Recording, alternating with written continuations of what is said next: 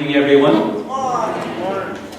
So we're in the middle of a series called Great Questions of Life, and we're looking at some of the first order questions of life. Like we've looked at the question of origin, where do we come from? We've looked at the question of authority, how do we tell what's right and wrong? We looked at the question of identity, who am I? And next week we're going to look at the question of destiny, where are we going? Today we're going to look at the question of meaning. What is the meaning of life? You know, I've never preached a sermon on the meaning of life before. It was fascinating. In other words, what is the reason for life? What's the point of life?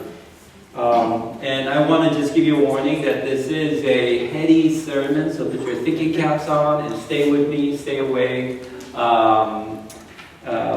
Hopefully you'll stay with me. Okay? Now, if I told you, after the sermon, after the worship service, hey, can you meet me at Starbucks this Tuesday at night? You'll probably ask me, why? You want to know why you should meet with me. It's perfectly legitimate to ask me that question. It's kind of weird to go to a meeting not knowing why he wants to meet with me. You're trying to guess, and you need a reason. You need to know the reason for a 1-hour meeting. Yet many of us go through living our entire lives without thinking about the reason for our lives. We're so busy that we don't have time to think about the meaning of life. What is the point of life? In 1879, Leo Tolstoy wrote his Confession. It's a book, somewhat near the end of his life. And he talked about this huge crisis he had in his life when he was about 50 years old. And around that time, he was world famous already. He was a celebrity writer. He was very influential. He was very wealthy and had a great wife and kids. He had a lot of kids.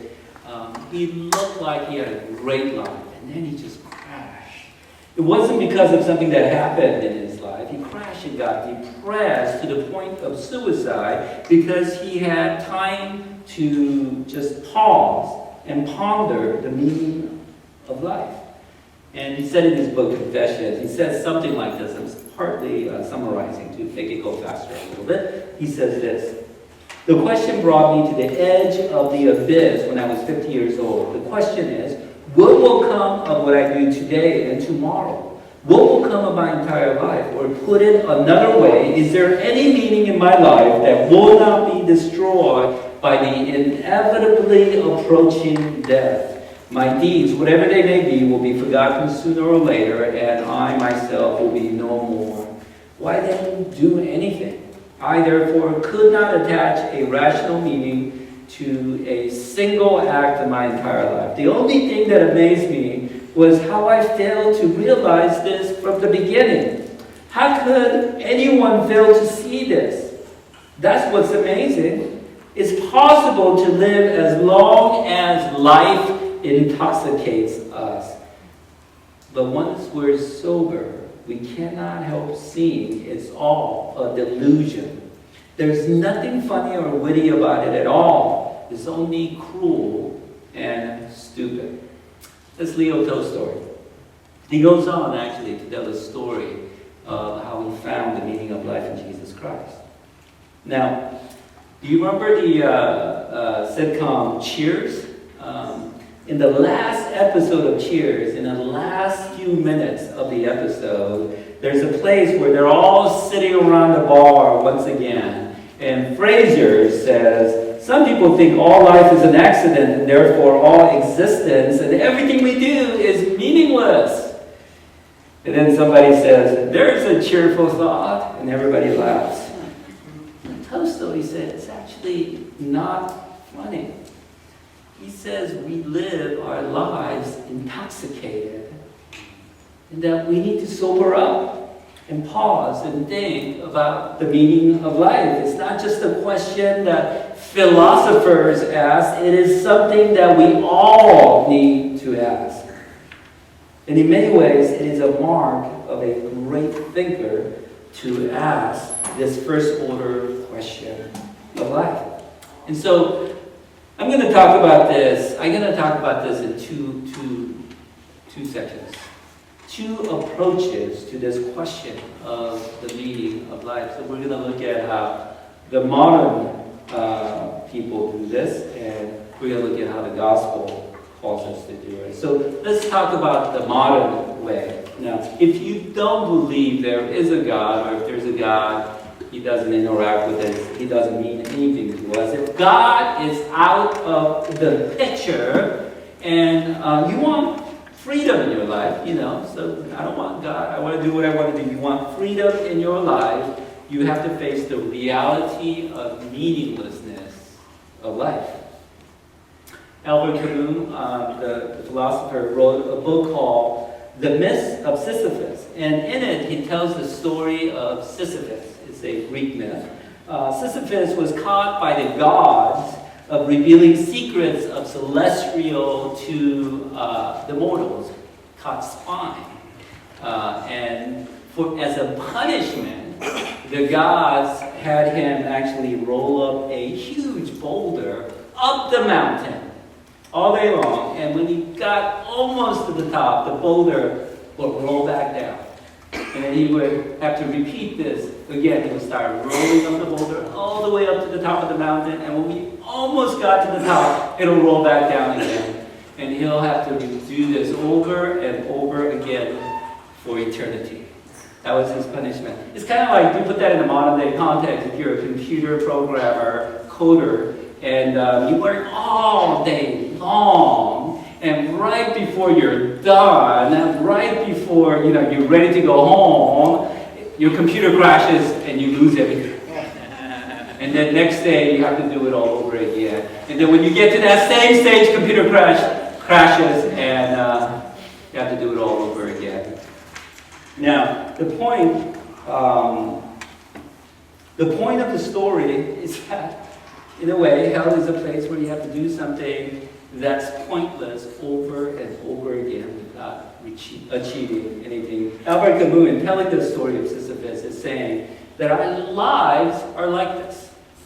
If there is no God, there is no God who cares or interferes with us. There is no eternity. There is no creator. There is no heaven. We might feel like we might feel like we're free, but our lives are actually completely useless, meaningless. And that's what Camus said, and that's what Tolstoy said. Bernard Russell, he's an atheist, put it this way. He said, we're the product of causes that have no provision of the end that we're achieving. That is, our origin, our growth, our hopes, and fears, our loves, our beliefs are all but the outcome of the accidental collocation of atoms. All of our labors, all of our devotions, all the genius are destined to extinction in a vast death of the solar system.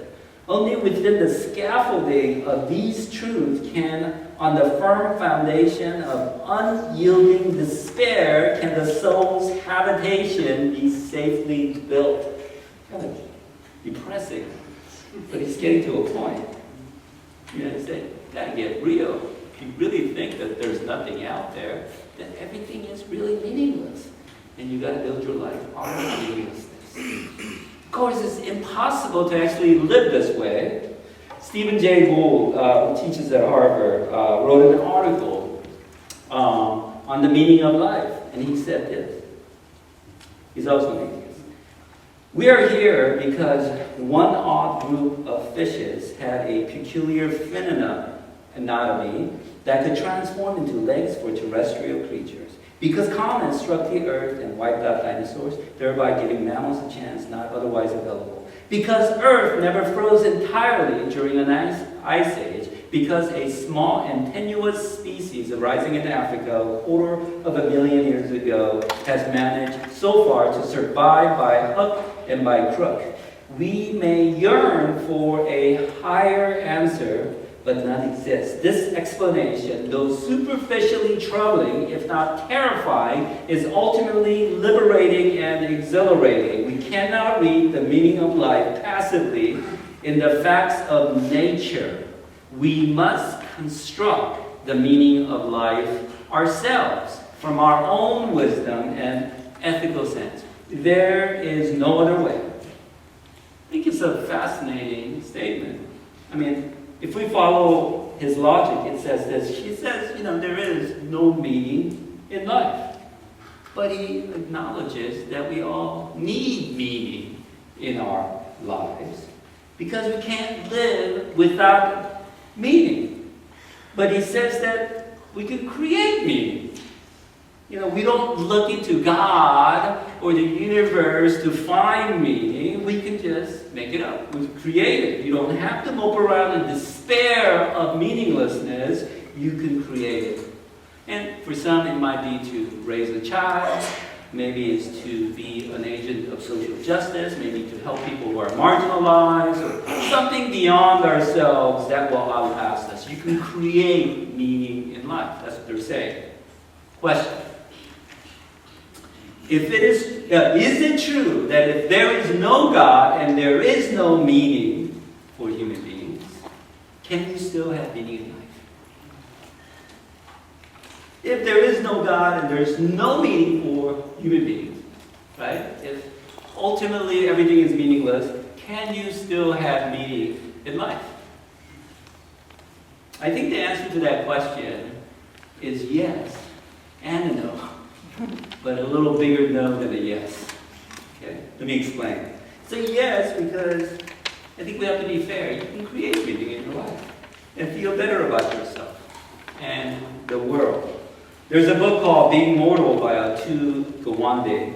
And in that book, he tells the story of a nursing home where patients are just withering away and dying. The director of the nursing home had dogs, cats, and even birds actually brought in and actually planted a garden in every floor and had the patients actually take care of the dogs, pets, and the birds and even become gardeners in the garden.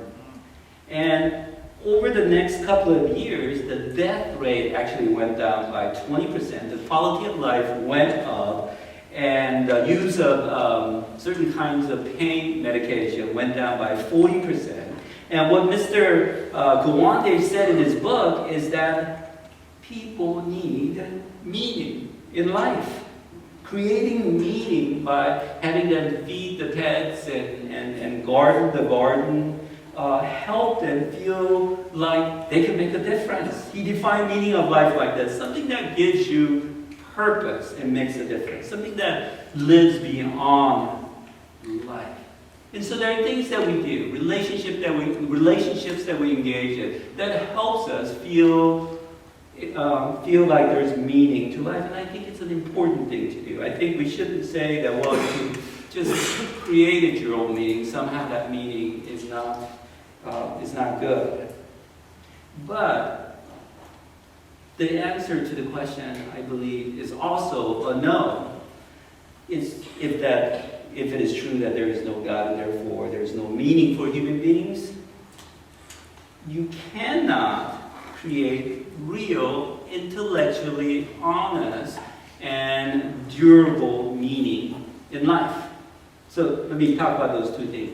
It's not intellectually honest, it's not durable. First, I think it's not intellectually honest to believe that there's no meaning, but believe that you can create meaning.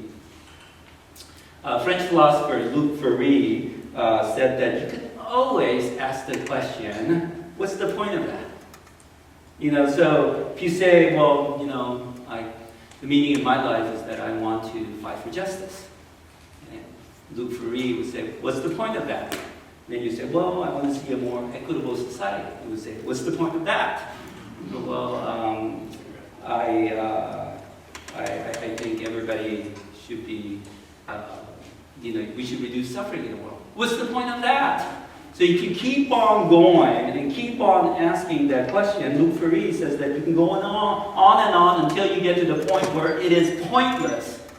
If there is no God, and this world is all that there is, in the end, you can go on and on and on and on and on. At the end, it doesn't matter if you're a good person or if you're a genocidal maniac, or it doesn't matter if you sacrifice your life to help the poor or you spend your life oppressing people. In the end, no one will remember you, because the universe is going to end up in a cold, dark death anyway. And I think for Reed, it's just being intellectually honest. He's saying, yes, even if you say that there is a point to what you're doing, but if you keep asking what the point of that is, you get to a point where it's pointless. You might say, well, I'm not going to think like that. This is just too crazy. That's why I don't study philosophy. This stuff makes me depressed, And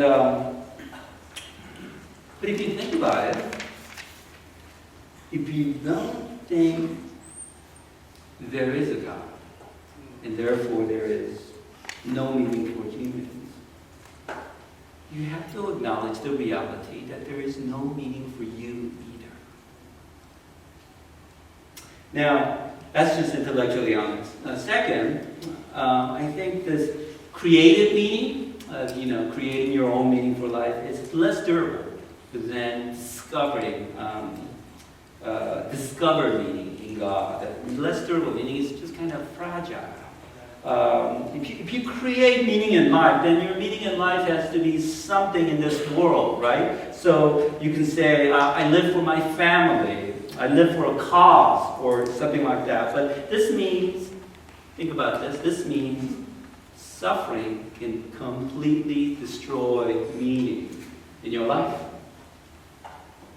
So if you live for your pet or your child, and your pet or child dies, you have no meaning in life left. But if your meaning is discovered from God, failure could actually help us get closer to God. We can seek God for comfort, something like that. You can get closer to God. Viktor Frankl is a Jewish doctor and a Holocaust survivor. He wrote a book called Man's Search for Meaning. And in the death camp, the concentration camp, he said people responded to the horror of what they were experiencing in different ways. He said some people just became evil. And he said some people lost all hope and just curled up and died, in essence. And he said, but some people became noble, brave, and self-sacrificing. So after he left, after he got out, he tried to figure out why this is the case, why certain people responded by being evil or hopeless, but some people responded by being good. And he concluded that it was how people process the meaning of life. If you had meaning in life that death camp could take away from you, in essence, you created a meaning in your life, and it took it away, then you either became evil or lost all hope. And he says he discovered that those who had meaning in life, that somewhat transcended their situation, in something outside of them, a transcendent thing like faith in God made it possible to survive and even be noble. So the idea here is that if you created meaning, you have a tendency to be more fragile. Because suffering, difficulties in this world could actually destroy your meaning. But if you receive meaning, if you discover a meaning in your life, it's more durable. That's the argument. So while the modern approach can create meaning in life, and I think it's important that it does that, otherwise it's depressing, everybody will be committing suicide. I think we have to honor the creation of meaning in this world. But we also have to hold it in attention of realizing that it's not completely intellectually honest if you do not believe in the Creator God. and it's less durable than discovering meaning from God. So that's the modern approach to meaning in life. Let's look at the gospel approach. And let's go to John chapter 1. We are going to look at the Bible. John chapter 1, verse 1 to 5. John chapter 1, verse 1 to 5. This is a book that one of the apostles of Jesus, one of the closest friends of Jesus, wrote. And this is how he starts his book, right in the beginning, about Jesus Christ. He said, "In the beginning was the Word, and the Word was with God, and the Word was God. He was with God in the beginning. Through him all things were made. Without him nothing was made that has been made." So obviously he's talking about Jesus. He says Jesus is the creator of the world. And through him the world was made. In him, in Jesus, was life. And that life was the light of all mankind. The light shines in the darkness, and the darkness has not overcome it. The word translated here as word is in the original language, and it's written in Greek in the original language. It is this word logos, and logos is a word that is packed with meaning. It could actually be translated as logic. That's where we get the word logic from. Logos, logic. When John said and made this proclamation, he was actually saying something about the debate among the philosophers of the time. Because Greek philosophers at the time debated about what the logos of the universe was, logos of the world was. Logos was this, they believed that there was this spiritual structure or spiritual reality or spiritual logic that is behind the natural world, behind the material universe. So they felt like if you could find out the logos, the meaning, the reason, the structure, the logic behind the universe, then you know how to live. So the Greek philosophers were debating on the logos of life, which in essence they're debating on the reason for life or the meaning of life. Now, why is it so important to know the logos of life, the reason for life? You know, I'm a coffee addict. If I don't drink coffee in the morning, I get a headache by 11:45. But anyway, that's just me. Now I have no choice. I have to drink coffee every day. I have one of those Keurig coffee makers. I love my coffee maker because I can make it really quick. Let's say that instead of using my coffee maker to make coffee, I use it as a door stopper. Right? So it keeps on flipping open. When it stops, I use my coffee machine to be a door stopper. That would undermine the fullness of the logos of my coffee maker, right? I mean, the reason for the coffee maker is to make coffee. If I do something else, it just undermines the logos of my coffee maker. It would be a waste of a perfectly good coffee maker. And let's say I have a space heater at my home. And instead of using it to warm up the room, let's say I'm about to take a bath. The water's a little cold. So I want to warm up the water. You know, if I did that, I would die, right? So the point is that the space heater is not designed to be a water heater. It is not the logos of the space heater. Unless you know what the coffee maker is for, what the space heater is for, you will not realize its full potential. And unless you know what your logos is, what your life is for, you will not realize the full potential of your life. You know, at the time of John's writing, there were two major schools of Greek philosophy that argued about the logos of life. The Epicureans, you know, we talk about them as people who like food, but they were just originally people who love pleasure. People who like good time, a good party, you know? And so Epicureans essentially thought logos, yeah, they're trying to search the logos. They can't figure out exactly what the logos, that spiritual reality behind the material universe is. They couldn't really figure it out, but they said, well, if you can't figure it out, you got to create meaning, and meaning, you get meaning by having a good time. You know, how about live a happy, delightful life and eat good food? That's where the word Epicureans come from. Now, there was another school called the Stoics. Now, Stoics were nobler than the Epicureans.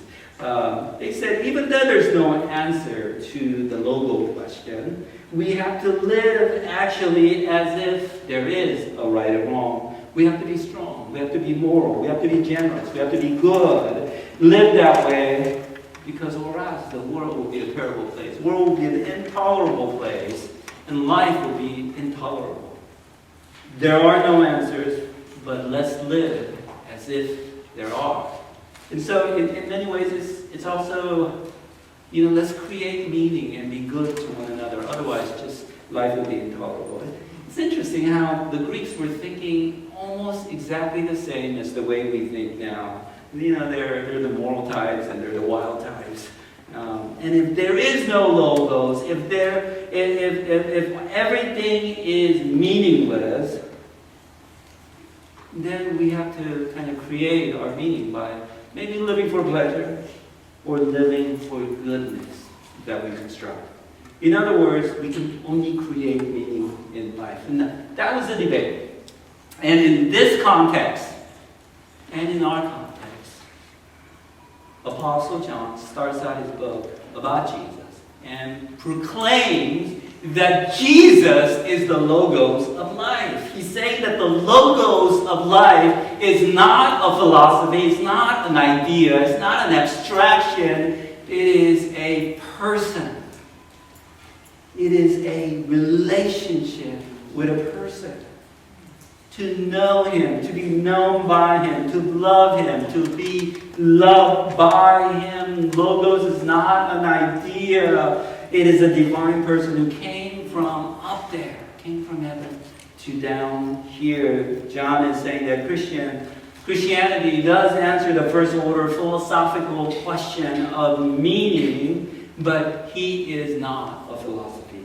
He is the Son of God who pre-existed creation. In fact, He is the Creator. The entire world was created through Him. He is the source of all meaning and life. And if you have a relationship with Him, if you follow Him, if you serve Him, He will fill your life up. He will guide you.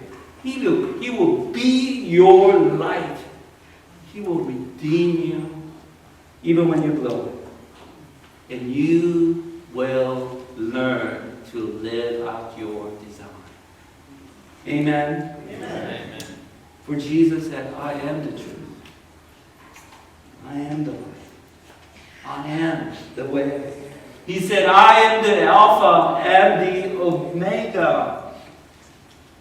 In essence, Jesus says, I am the reason to get up in the morning. I want to ask you, is Jesus the logos of your life? Is He your first priority? Is He the source of life for you? Is He the truth in your life? Do you make decisions based on the logos of life, Jesus Christ? Is He the reference point from which you decide everything, from which you view everything? Is He who you are living for? Is He your life's greatest love?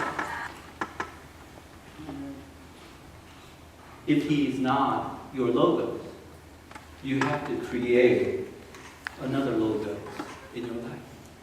You have to construct meaning.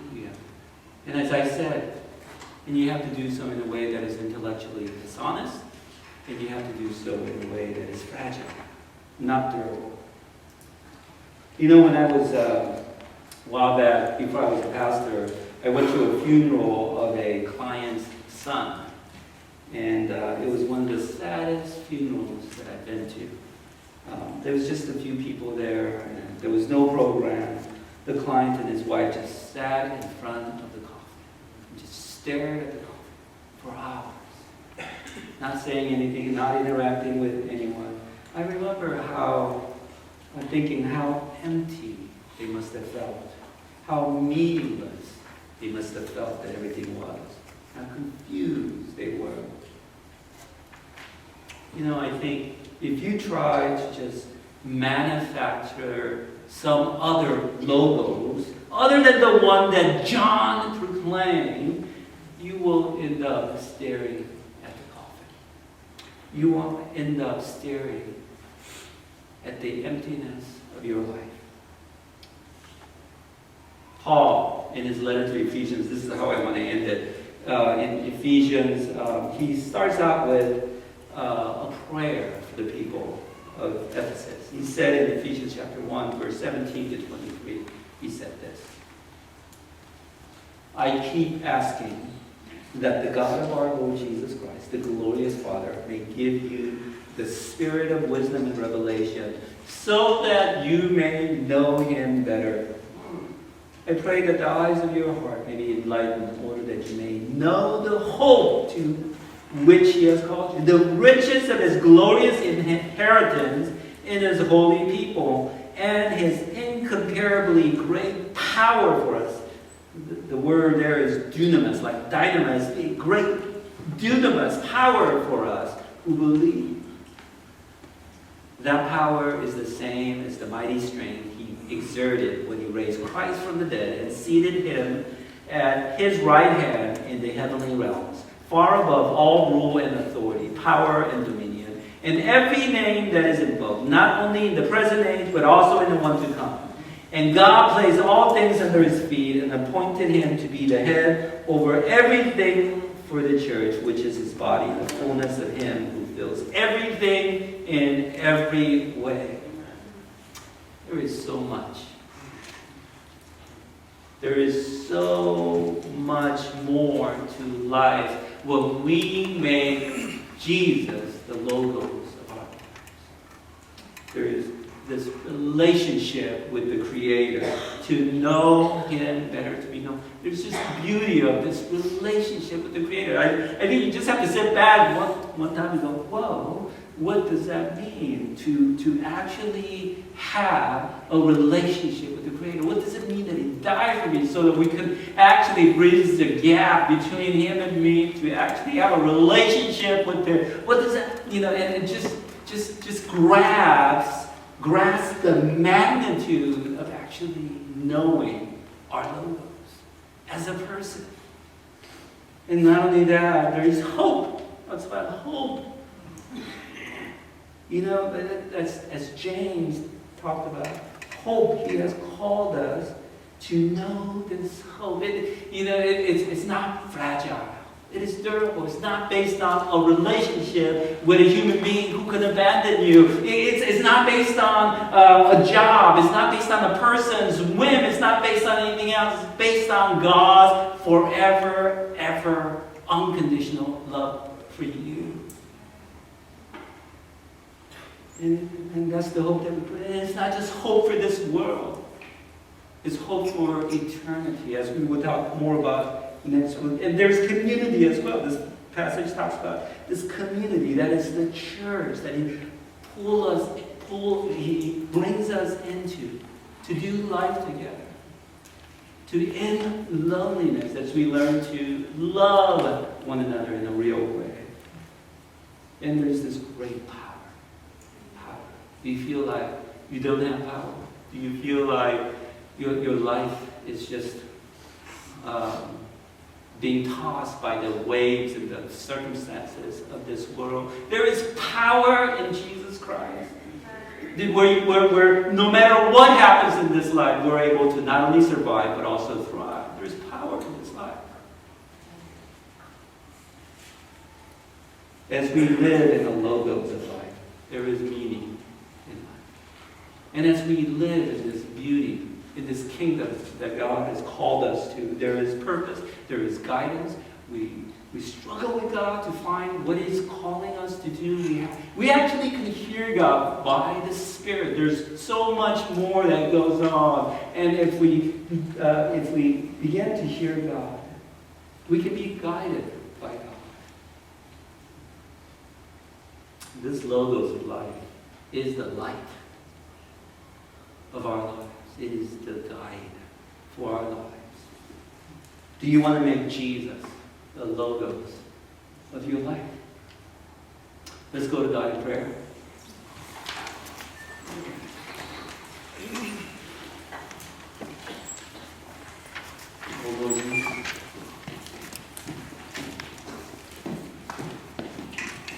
There are some of us here, O Lord,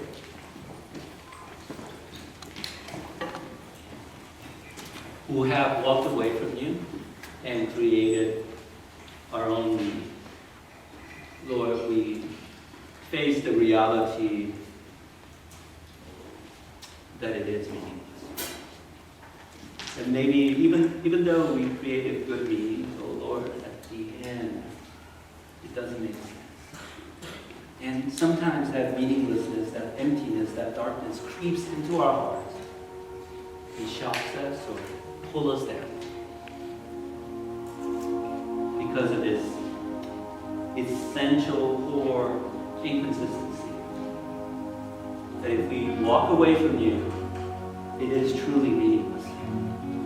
But we pretend that it is not. Forgive us, Lord. Help us to change our premise and come back to you. Instead of pretending like everything is okay.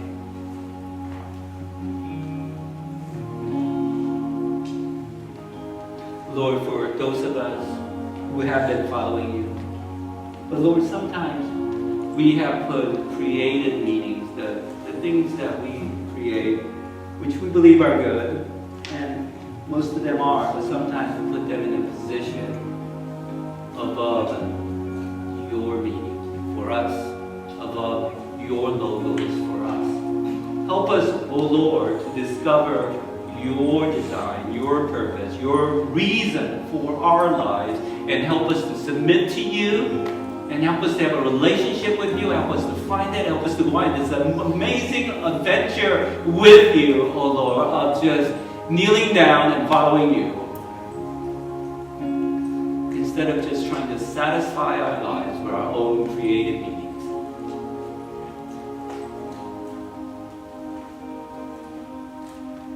Lord, guide us. Fill us with the beauty of a relationship with you, hope in you, the power that comes from you. Thank you, Lord. Help us to live in that logos. Thank you, Lord. In Jesus' name we pray. Amen. Amen.